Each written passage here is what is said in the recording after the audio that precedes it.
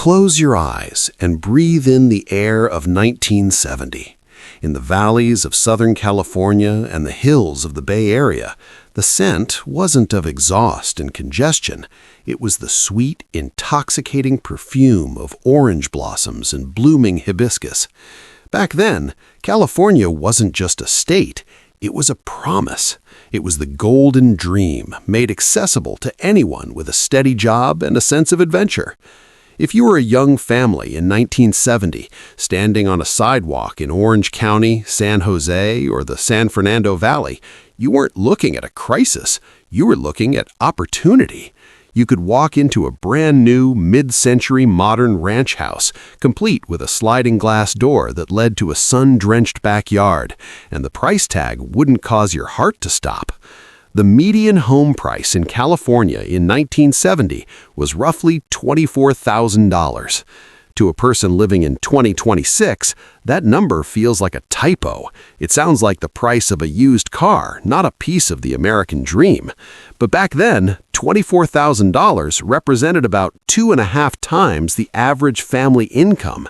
It meant that a schoolteacher, a mechanic, or a middle manager at an aerospace firm could own a piece of paradise. You could pay your mortgage, put 3 kids through school, and still have enough left over for a weekend trip to Disneyland or a week at the cabin in Big Bear. California was the land of the entry level. It was built for the middle class. The streets were wide, the sky was clear, and the future felt as bright as the Pacific horizon. But as we stand today, staring at a median price tag that has soared past $800,000, and in many places millions, we have to ask the difficult archaeological question: how did the Golden State turn into a forbidden fortress? How did we go from a $24,000 paradise to a state where our children and grandchildren are being forced into a permanent renter class? To find the answer, we have to look beneath the palm trees. We have to uncover the specific laws, the corporate shifts, and the great exclusivity that fundamentally broke the California dream. To understand why California used to be for everyone, we have to perform an archaeology of its physical growth. In the 1950s and 60s, California had a religion of building. After World War II, the state was obsessed with the future. We weren't just building houses, we were building the most advanced infrastructure on Earth. We built massive aqueducts to bring water to the desert. We built the finest university system in the world. And most importantly, we built houses with a speed and efficiency that we can no longer comprehend. In the Golden Age, if you had a piece of land and a set of blueprints, the state wanted you to build. There was a sense of collective purpose. We understood that for the economy to grow, people needed a place to live. Suburban sprawl wasn't a dirty word back then. It was the sound of progress. Developers like Joseph Eichler or the creators of Lakewood were producing thousands of high-quality, stylish homes every single year. This created a market of abundance. Because we were building more than we needed, prices stayed low. Housing was treated as a utility, a basic requirement for a functioning society, not as a speculative gold mine. Furthermore, the California economy was anchored by the hard industries. We were the aerospace capital of the world. We built the planes that won wars and the rockets that went to the moon. These were high-paying, blue-collar and white-collar jobs that provided the fixed anchor for homeownership. You didn't need to be a tech billionaire or a venture capitalist to buy a home in Sunnyvale in 1968. You just needed to work hard at Lockheed or North American Rockwell. But as the 1970s progressed, the religion of building began to face a new and powerful rival. A shift in the American consciousness was taking place, and nowhere was it more potent than in California. We began to move from a philosophy of growth to a philosophy of preservation, and while the intentions were often noble, the economic consequences would be devastating for the next 50 years. The first major layer of our archaeology reveals the moment the drawbridge began to rise. It happened in the mid-1970s with a series of legislative and social shifts that changed California from an open system to a closed system. First came the California Environmental Quality Act, or CEQA. On the surface, it was a beautiful idea: protect the stunning natural beauty of the state from reckless development. But over the decades, CEQA was weaponized. It became a tool that anyone could use to sue, delay, and eventually kill almost any new housing project.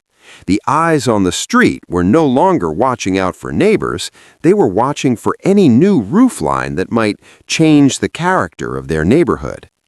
Then came the big pivot of 1978, Proposition 13.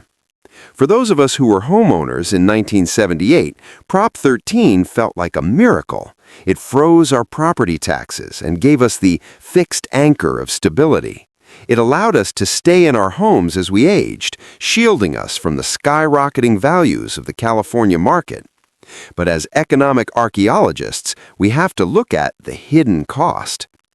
Prop 13 essentially de-incentivized the turnover of housing.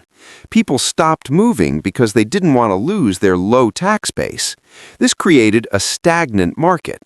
At the same time, because cities could no longer rely on property taxes to fund their services, they began to charge massive impact fees on new construction.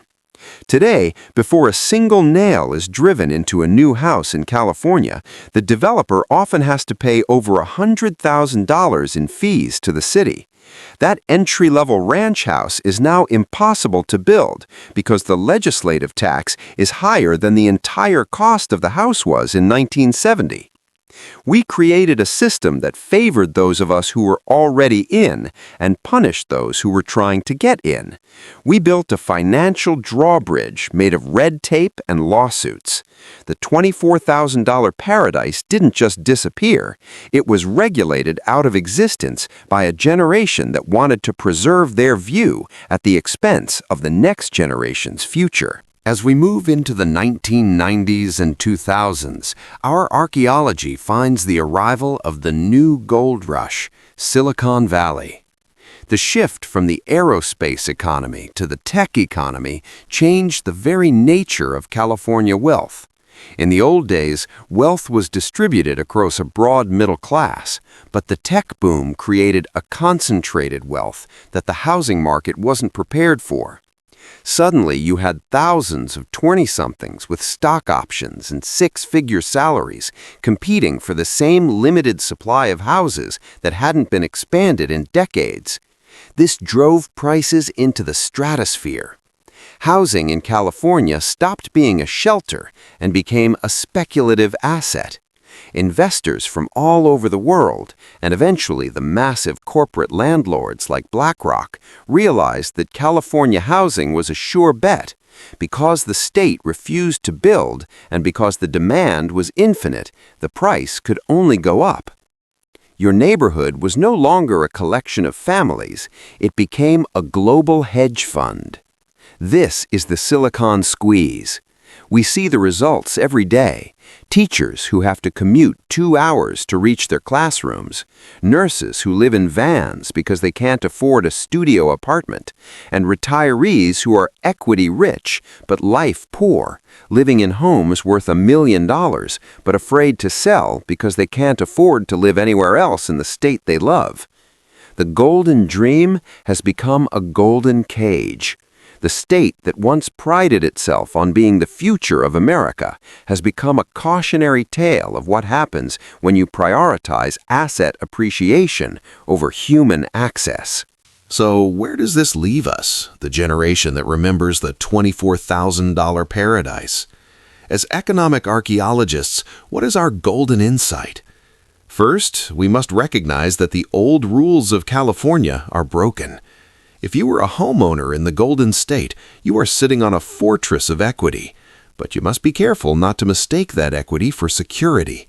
As property taxes and insurance costs continue to climb, even with the protections of Prop 13, the carrying cost of a California life is becoming a stealth tax on your retirement.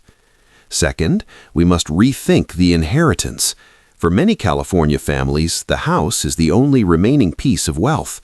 But as prices continue to outpace wages, your children and grandchildren may never be able to afford the taxes and maintenance on the family home once they inherit it.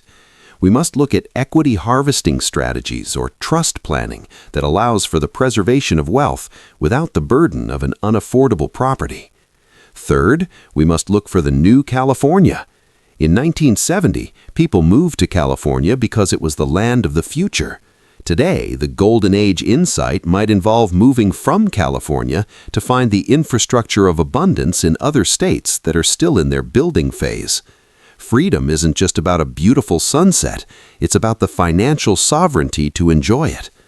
The $24,000 house is a ghost. It belongs to an era of orange groves, aerospace jobs, and a government that believed in the Great Expansion.